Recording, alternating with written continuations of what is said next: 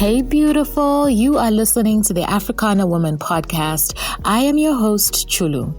Every week, I ask an Africana woman to invite us into her home to give us a snapshot into what happens behind her closed doors.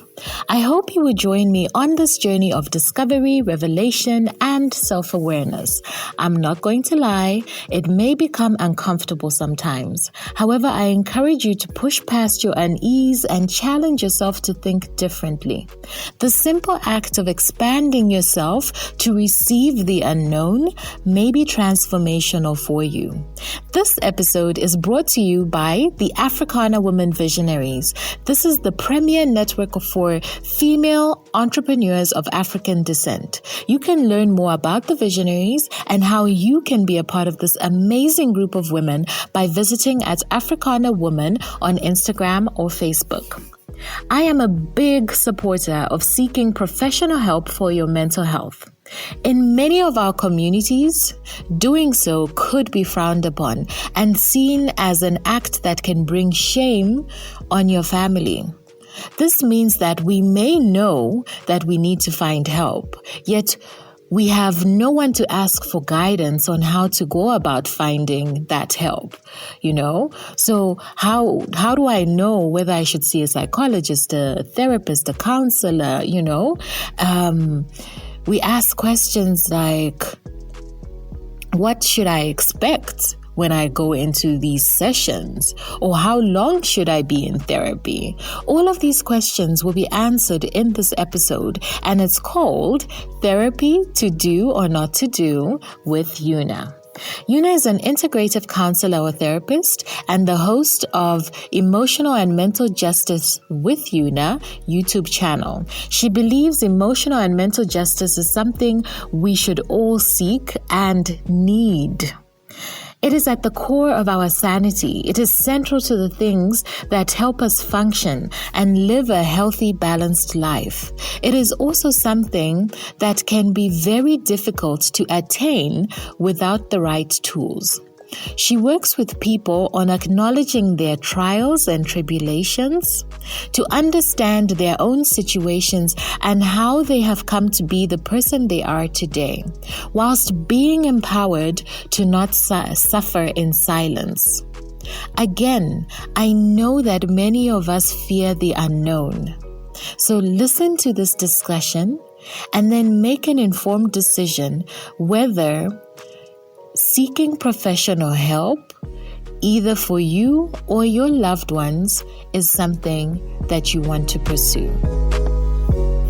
I am Yuna. So I am a therapist, a podcaster, motivational speaker. I'm all about bringing people together in terms of emotional and mental well-being. I like to just talk about things because I think talking is healing. Mm-hmm. Mm-hmm. Yeah. So where did this all start from for you? Pardon? I said, where did it all start from? Like, why are you interested in therapy and healing and having talking healing method? So I guess it goes back to my own trials and tribulations, I guess, from childhood. I came to the UK from Zambia at a very young age, at the young age of 10. And I faced my own trials and pain and things like that. I never spoke about. And I only realized in adulthood that these things actually had affected the person that I was and the person that I had become. And I guess I didn't want anybody, or I don't like the idea that anybody goes through things and not having anybody to talk to about them. And sometimes you have people to talk to, but it's not necessarily a time in your life where you feel like you can open up or when you're ready to open up. So, and I just started to realize that talking actually is a helpful thing. So I started talking. And then, so from there, I wanted to help people. Cool. So, when you go back to your childhood, you said you came when you were 10 years old. That means, and you came from Zambia, so you grew up in an African, type of culture. But as you were going through the trials and tribulations, did you feel that there was nobody that you could talk to, or what was that? What was the environment like? I guess it's not like I felt there was no one I could talk to. It was just a traumatic time. It wasn't a matter of, is there somebody I can talk to, is there not? And I guess the people around me that I was with at the time were going through their own traumas and their own trials, and it wasn't a thing that we would sit and talk about. And I guess growing up, it was never like, we never grew up like, let's sit and talk about our issues, our problems, that kind of thing. I've had a very supportive family, but it was never a thing to sit and talk about emotions. So is there anything you can share with us that you noticed that, derived from your childhood and was affecting you in your adulthood? I'll go straight to trust, actually, because when people think about trust, a lot of the times it's around, let's say, relationships, a partner, a romantic partner. But what my trust doesn't stem from that. I would say I had questions initially as to why at that young age I ended up here, as opposed to others. I knew that it was for a good reason. However, there were still questions around why. Further to that, I came from a place where, let's say in Zambia, the reason we never even talked about emotions is because it never came up. There was no need to talk about emotions. I was a happy, young, loving child. However, after moving away, everything changed. So I went to this land that's supposed to be a land paved with gold and everything else. But then it turned out that things were not as they would be. This was in the 90s, and I came here, and the amount of racism I faced was crazy. I was the only Black person in my school. There was also an Asian person. There was 2 Asian people that I made friends with, and then there was a Black guy who had been just leaving the school in a different year above. And that in itself, I was in the minority.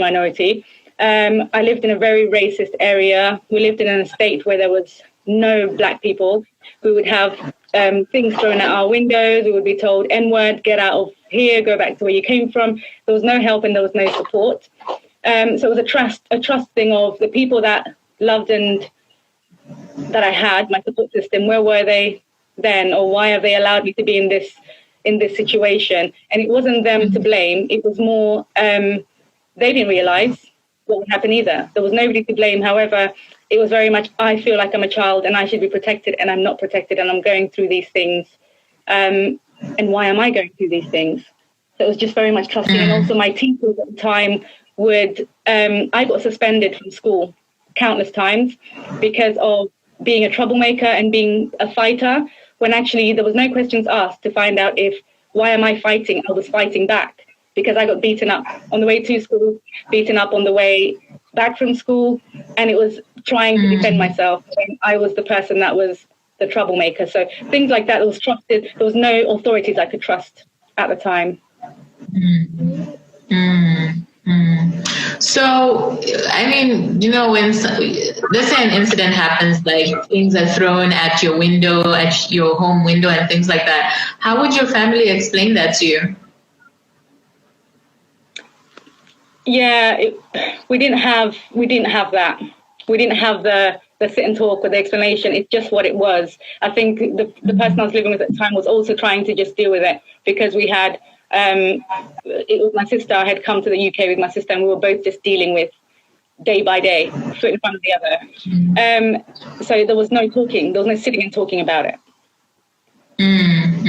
Okay. So how did this manifest? Because you said you go straight to trust. So how did it manifest in your adulthood?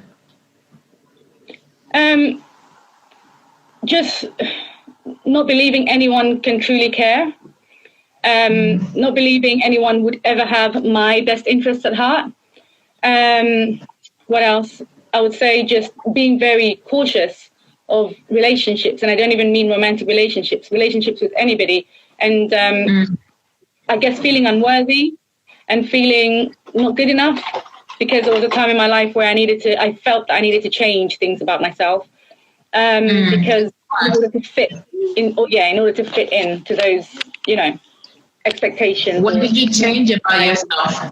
To survive, I felt like I needed to fit into certain things. There would be just the things like the hair, for example. I'd need to have my hair a certain way. I'd need to have extensions. I'd need to I never tried like being lighter in terms of like bleaching skin and stuff like that. But there was times when I did contemplate it. I felt like, do I need to be a lighter skin? And I thought, no, I don't need to be lighter skin in order to fit in. I'll never be white anyway because everybody around me was white. So there were things that, I had to fight emotionally. Yeah. So tell us a little bit about your journey in overcoming this. So when you found therapy, how did you come across it? So with therapy, there just came a time in my life when I have always been the person that friends talk to about things, that I'm always the helper or the person that has the good advice and things like that. So there was just a time that I was sitting down thinking, I want to do more. I want to do more of this. And how can I do more of this? And I don't know why or how, but the counselling thing and therapy came into mind. And I was like, okay, you know what? This is something I might look into. Looked into that. But still, by that point, I wasn't truly fully in belief of the effects of counselling and how they can help, especially, I think, coming from a family or a background where counselling is a bit of a taboo topic. Like, counselling, how's that going to help you? Just talking to somebody, talking to a stranger. But it's something in me just said, you know what, look into it. So I looked into it and I started it, and I faced my own struggles because I am the only person in my training that had 9 therapists. And with those 9 therapists, I know now that it's just because I wasn't ready. And there are some things I wanted to talk about actually in terms of being ready for therapy and seeking out therapy when you're ready, when you're not. But I just clearly wasn't ready because I would either not want to talk about something or I was running away from it. But at the time I just thought, oh, this is not working out. Okay. So, tell us about being ready for therapy.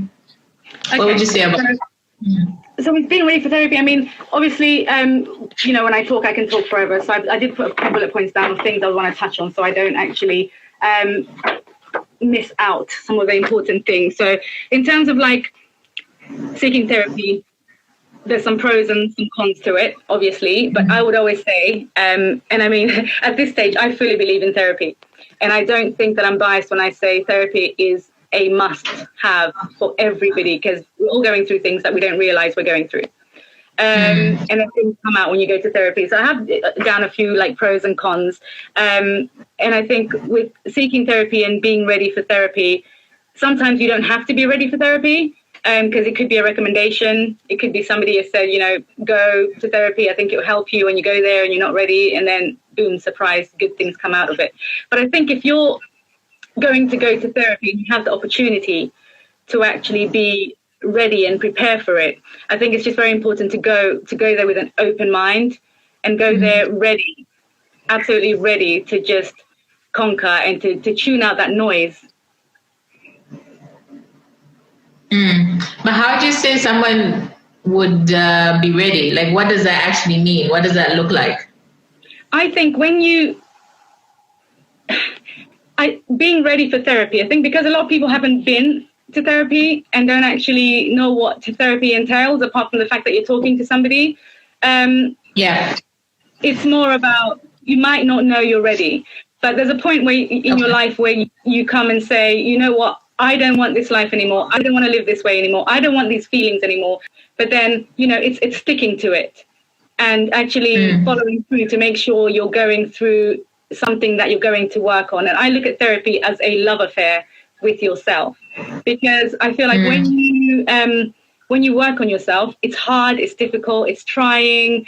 But when you finally get there, you realize that you love yourself more, you cherish yourself, you adore the things that you've been through because they've made you who you are and you're willing to break through them. So I was talking about, I had said I wrote a few things down. So I was saying that not everybody is ready for therapy. But when you do go, and if you do go, it's important to be intentional about what you're going for. So if you have the chance and opportunity to prepare, to think about what do I want out of this therapy. And it's very important to tune out noise, because I found for me, a lot of the noise was, oh, what's therapy going to do for you? Oh, you're going to talk to a stranger. Oh, you're this and that. And I had to hide going to therapy to begin with, even though I knew it was part of a course that I was doing. I didn't speak about it. It's not that I was hiding it, but I didn't feel that I could speak about going to therapy. And if I ever did, really, what did you talk about? What do they do? And it's like, this is your personal stuff, you know? So I think being ready is just knowing that you're not happy in the place that you want to be, and where can you go? Who can you talk to? Okay. So I guess the next question, especially for people that haven't been to therapy, is what should they expect when they go into therapy? What does that look like? Oh my goodness, therapy, what does it look like? I mean, no therapy is ever the same for anybody. But I just think, be prepared for tears, be prepared for things that might shock you, things that you never realized you were going for. So you might come with a presenting issue that is actually just that me and my grandma can't get along. And then you find out all the reasons why you and your grandma can't get along is because of all the things that were placed upon you as a child, and all the things your mother put you through, and all the relationships that you've had with men that your grandma hasn't approved of, et cetera, et cetera. So your whole life might come out. So just expect to be tried and pushed as well, because if you have a good therapist, they will be able to identify what's wrong or what you're trying to head towards, and then work with you on that. And it's okay to be silent in therapy, because silence is good. It's reflection. It's you thinking about, what's going on and internalizing what you're talking about. However, I would urge anyone, if you go to therapy, don't just sit for 5, 6, 7 sessions in silence saying 1 or 2 things. You have to be ready, because when you allow your therapist in, only then can she or he identify those things that need working on. And it only enhances the therapeutic relationship to be able to both of you, pinpoint what's there, what needs work. So I would say just expect good things at the end of it, because if you're truly ready, results will come. Girl, after the year we just had, I know as an entrepreneur and a leader, things got real lonely really fast.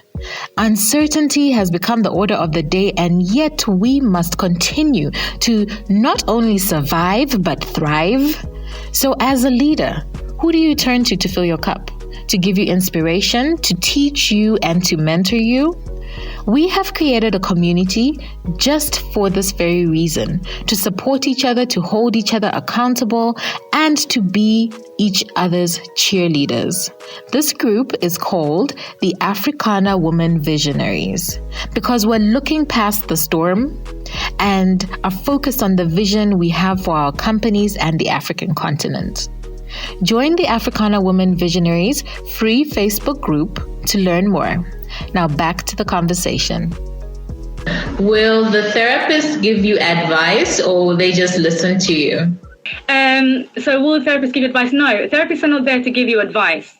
Therapy is more about helping you or enabling you to find the tools within yourself to work on the things that you want to work on. So let's say you want to work on bettering yourself. Your therapist won't say to you, in order to better yourself, you said you like eating chocolate and ice cream. Go home tonight, have some chocolate and ice cream and watch a movie. That's just a simple example, obviously. The therapist will say, what do you feel, could better you? What could you feel? What things do you find that you enjoy doing? What makes your heart happy? And from you saying those things, the therapist might say, okay, so what do you think you could do about it? And then the one is supposed to come from you. So if I'm telling you what to do, it's possibly just the things that I would do for myself, or the things that I want you to do, but there's no results that will come out of that because it's not coming from you. And on top of that, just to say, it's not necessarily that a therapist will only listen to what's coming from you. Therapists we work in, I'm an integrative therapist, so I work with different types of approaches. So I might be able to say, okay, a lot of her trauma is coming from her childhood. Therefore, I need to work in a psychodynamic way. Psychodynamic way is to help you to pinpoint or to find out which things from your past are actually affecting you today.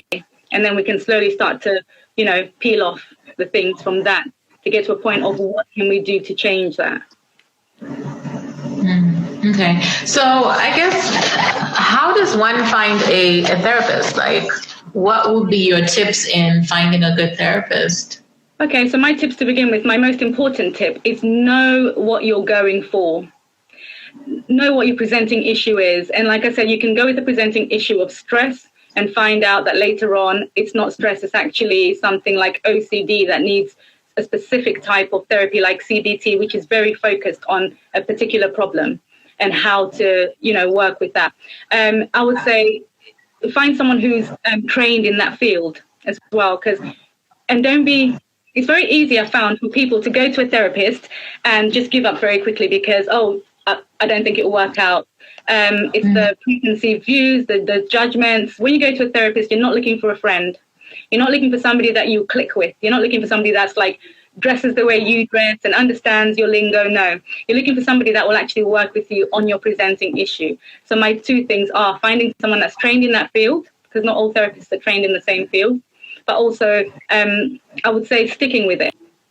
Stick with it for a little while and be very true with yourself. Find out, are you wanting to stop this therapy because you're running away from it? Or are you actually ready? So I'd say, and with finding a therapist as well, there's so many places you can go. Online, for me, it's the BACP, which is the British Association of Counselling and Psychotherapists. That's a governing body. It's important to find a therapist that is within a governing body, because there are so many things out there with everything that are real, that are not. Yeah. But I think for me, I do feel that to some degree, there are some matches that don't work and there's some that do. I mean, personally, I have been to therapy and, I've tried out different people and some just didn't work. And I don't think it's because I wasn't ready. I was ready, but that match wasn't the right one for me. Yeah, by all means. And that's why I say that be realistic about why you're wanting to leave therapy or change your therapist. Is it because this person is not the right fit for you? And like I said, it's not about clicking with your therapist in terms of, superficial things like fashion or whatever else. It's about truly finding that connection. And I think it's with friends, full stop. You go out, you find a friend, and they're a good enough friend, but they're just not the one, or a partner, they're just not the one. But I could see myself having a life with them. You want the best for you. So if you're not clicking with your therapist, do not be afraid to move on. Do not be afraid to find somebody else. Sorry, I just saw something that says something about this is why Black people seek out passions rather than therapy. I don't know what came before that. Yeah, the comment before that says the reason for, so Luki asked about, whether the therapist will give you advice or just listen, and why she asked, or he, I don't know. The reason for asking is because when you're feeling down at times, you can't really think and you need advice. Okay, I understand that. But with advice as well, some people give advice that you'll take. Some people give advice that you won't take. Some people give advice that is not necessarily the advice that you want. Some people will say things to you that you want to hear. With a therapist, and I'm not saying it's wrong to go to a pastor. I've been to a pastor. By all means, I would go again. And some friends as well will say things in your favor. A therapist is impartial. They're not there for you in terms of, I want to just tell you what you want to hear. And the thing about therapy is about you doing the work. And it's very important that you get to a place where you can now function and are able to find the advice within yourself, for yourself, as opposed to always leaning on somebody. And it's good to lean on somebody for advice. But when does the advice come from you? When do the decisions you make come from you? Yeah. I get what you're saying. But I think maybe someone's question is like, then why am I paying the therapist so much if I'm doing all the work? And why would I pay all that money if, what are they doing? So what are the therapists doing? Yeah, and that's what I mean about the therapist. Yeah, and that is a very big question. It's a very big question, but this is why I say it's a relationship, and the therapist is trained in having the tools to be able to identify certain patterns of behavior and where these patterns of behavior may stem from, and also just looking back at studies of how the human mind works and how, you know, life in general can work sometimes. I think therapists, and it's hard for somebody to understand without actually having either trained or actually gone into therapy to do the work. And by all means, there are loads of cons people think about. Oh, I'll go because of this, and if I go, you know, I'm paying this money. And a lot of people resent paying a therapist, actually, because it seems as though you're paying somebody to just talk to you. But it's a different type of talking. And also, money is a big topic. But when it comes to money, for me, it's like, how much do you think you're worth paying for? It's about you being worthy. Because if you want a nice fancy coat, you go and pay for that nice fancy coat because you're going to wear it and you're going to look good. But underneath, those feelings, those emotions are still there. You take the coat off in the evening and you'll still be there. With paying for a therapist, the lasting effects long term, so it may take a while to get there, but long term, I feel like if you've worked truly on yourself deeply, the results will come. It's about being patient as well. But how much do you think you're worth paying for? Okay. So another question, do you think having a therapist that understands your culture helps? Yeah, I think it does.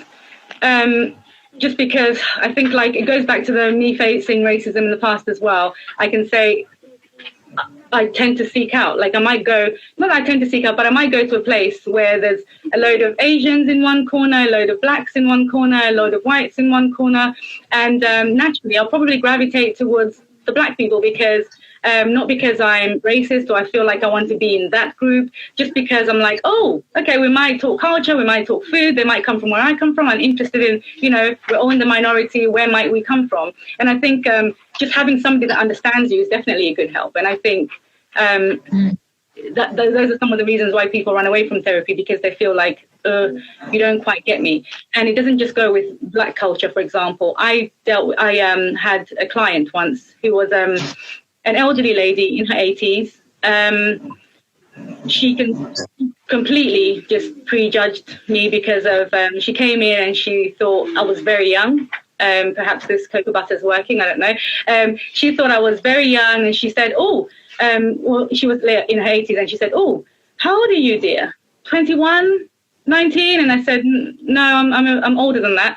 And then she was just very much, oh, so, you know, what experience in life have you had? And she was asking me the questions, and it wasn't about the therapy. And actually, at that place of work at the time, I was probably one of the more experienced ones.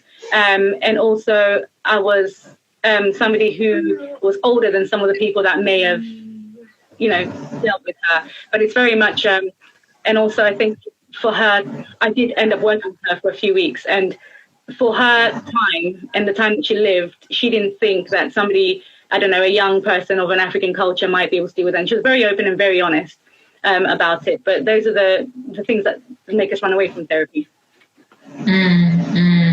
Yeah. Interesting. So I guess, how long should therapy last? Because, you know, you hear about people talking about, oh, I go to therapy like every week, like all my life. Like, how long should it last? I don't think there's a how long should it last, but I think it's very important to not become dependent on your therapist. And a lot of people do go to therapy because that is their place of safety, that is their place of solace, where they, you know, have somebody that understands them, have somebody that really, you know, has been there for them, is always going to be there for them, and they fail to let go. So I think having a good therapist as well is not going to be there just to take your money and say, oh, you still want to come here, keep coming. It's going to be someone that says, okay, you know what, I think we've done some really good work. I think it's time for you to try and, you know, see how you get on going it alone. So it's important for your therapist to also acknowledge. It could be, I normally say with sessions, a minimum of 6 weeks. However, just so you can get the work started. And it can take up to 2 years, depends on the depths of your trauma or whatever it is. But I think having a good therapist that's able to say, okay, you know what, I see how much work you've done here. Do you think you can now step out of this and go it alone? And by all means, you can come back.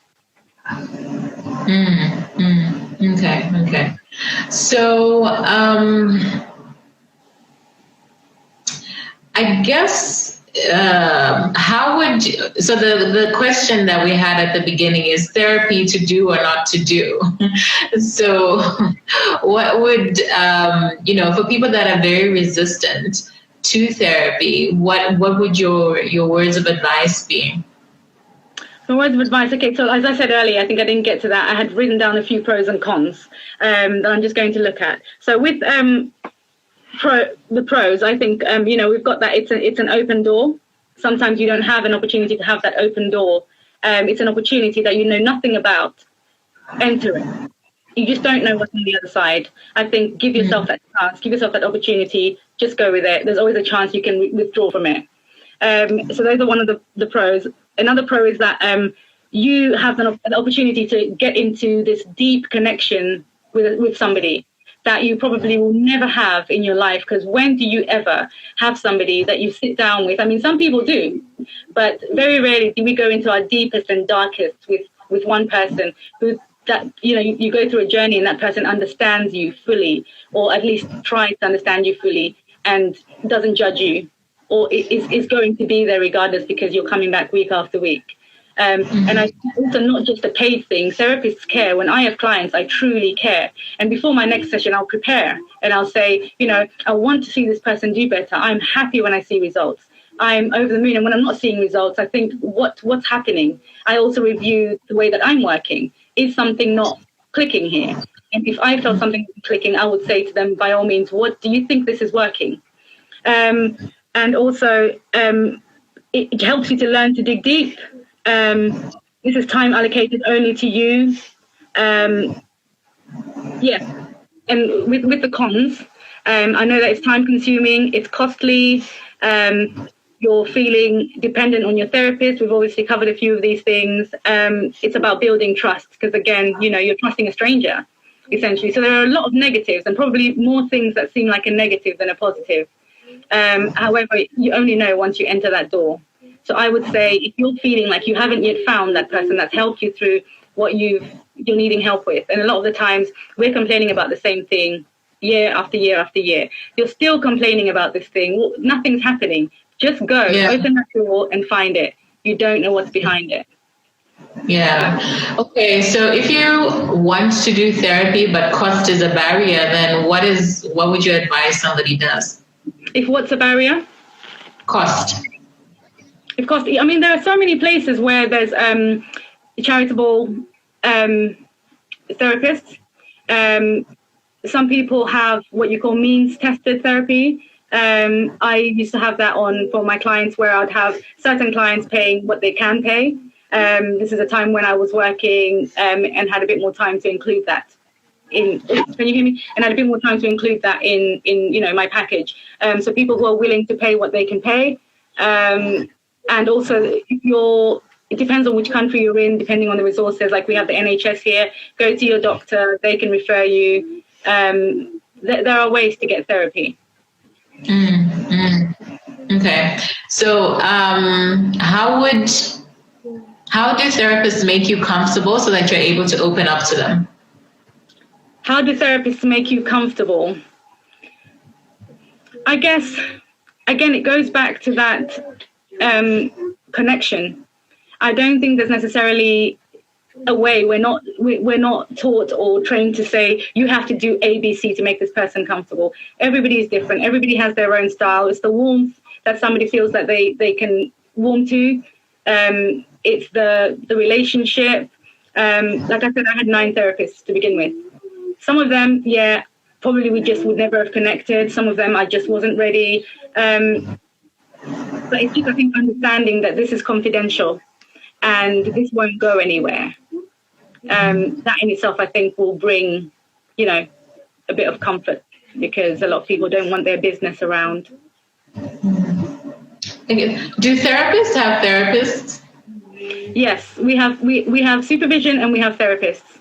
So it's very important for therapists to have. So in terms of like saying everything is confidential as well, we have supervisors. So we tell our clients that should you bring anything to me that's going to be, to cause harm to yourself or anybody else or a danger, I will discuss it with my supervisor, and I'll have to report it just in case you're in in any danger. So we have supervisors where we work through things, because a lot of things come up for us as well, because I'm taking on a client's problems, and that may bring up and invoke my feelings and thoughts of things that I'm going through, and therefore I need therapy. So aside from a supervisor, I go to therapy in order to work on my stuff.